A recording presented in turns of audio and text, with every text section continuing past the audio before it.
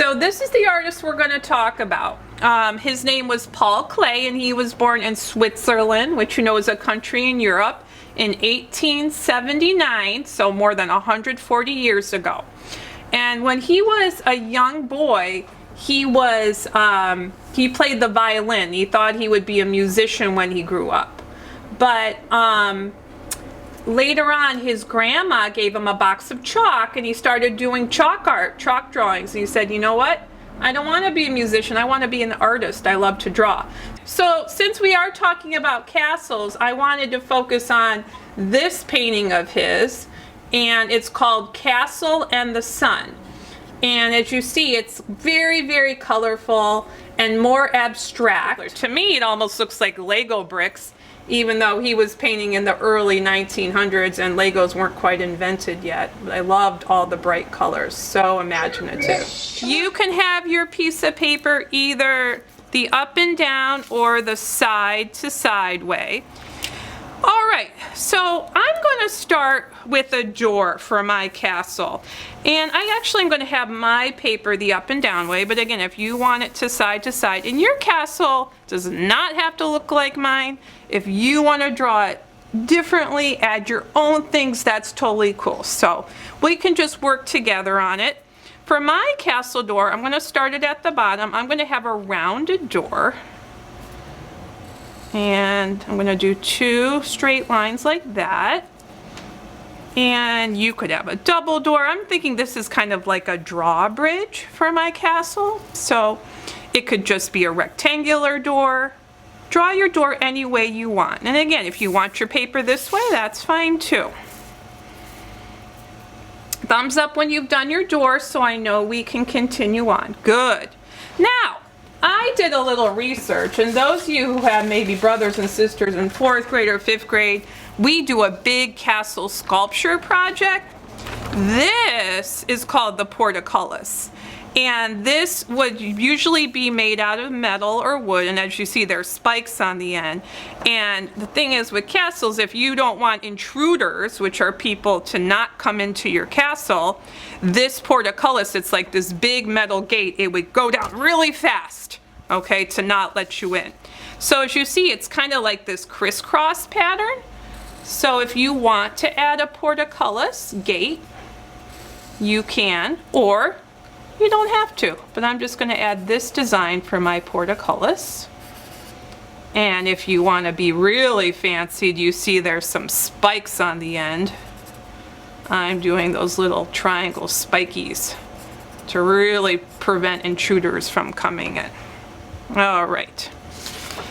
All right, so let's start our towers. I'm going to put 2 towers here side by side. So I'm going to actually start, let's see, from my gate I'm going to do a line up here and a line up here. I'm going to have 2 towers, and let's see, I'm going to have another line here. And if your tower is cylindrical, so that means like a tube shape, you could do a straight line, but you can also do a curved line down here. So if you want your tower to be more rounded shape, I did a curved line. And on this tower, I'm going to have my lines go 2 lines up like that, and then a line up like that. Now Paul Klee, he did kind of triangular shapes at the top of his, but you can do, there's another way of doing a shape, and that's called crenellations. And the way those look, let me get a piece of paper, you probably see them. It's like this kind of pattern shape, up and down. So in fact, you know what, I'm going to add that little design right in here. Okay, I'm going to add some windows to my tower.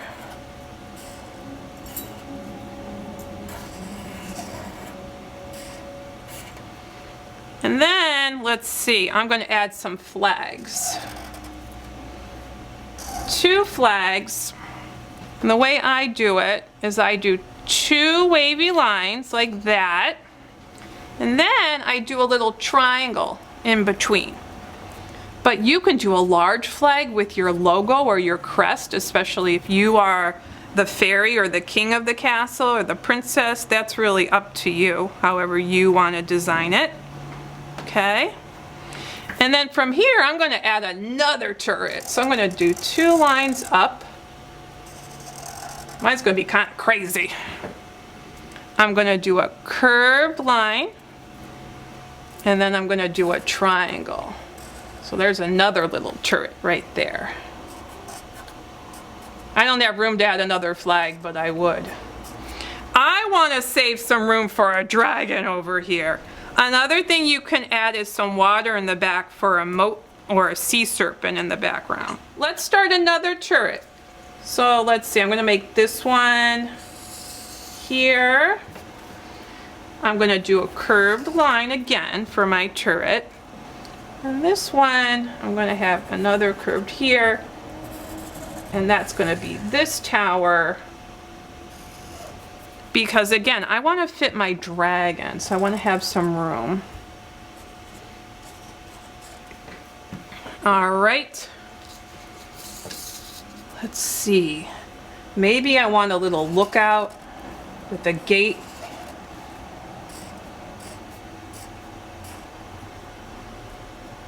This is where the king, I think, or the queen's going to live in here.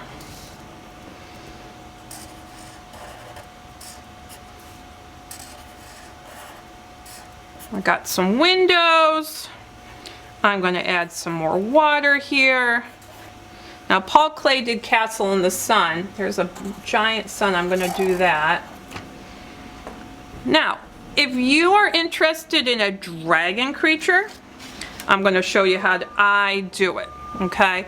Now, most they're mythical creatures. We're not quite sure exactly what they look like. But a lot of dragons, when people draw them or we see them, they kind of look like a cross between a lizard and a snake, right? They're reptiles. So I'm going to start my dragon by doing kind of a snake's body, and he's going to be a flying dragon. Chinese dragons don't usually have wings, but dragons usually in like Europe and castles, they're usually drawn with wings. All right. I'm going to give him a big triangle mouth and an eye. And then I'm going to finish his body like that. I'm going to give him some spikes. And yet you don't have to do a dragon. Maybe you want to do flying bats. Maybe you want to do a flying wizard. However you want to do it is cool with me. I'm going to give him some little claws for his feet.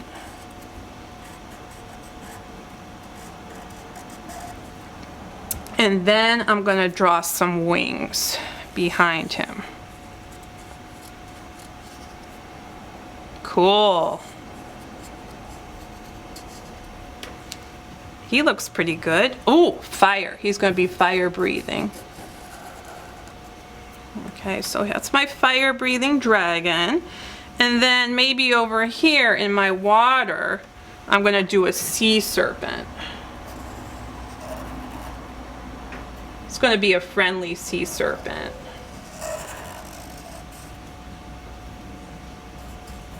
Oh, my cute little sea serpent. He's very cute. Let's see what else. Maybe I want to do a wizard. And I'm going to fit my wizard down on the ground here. I'm going to give him a head. I'm going to give him a pointy hat. Maybe he's related to Hogwarts. I don't know. Most wizards have big, long robes. Definitely am going to give him a magic wand as well.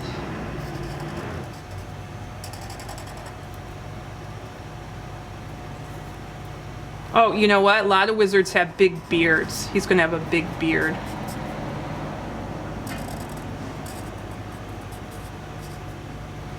Okay, so there's my wizard. And I don't know, I want one little guy maybe in the center here. He can be guarding. He's my little monster dude. guarding the castle. Mine is definitely imaginary. This is my horned monster. But he's cute. Alright, so I think I'm pretty good with my details. If you wanna, you know, whatever else you wanna add, if you wanna add some color now to your picture, this is the time. And then we'll do an art share at the end if you like, if that sounds good.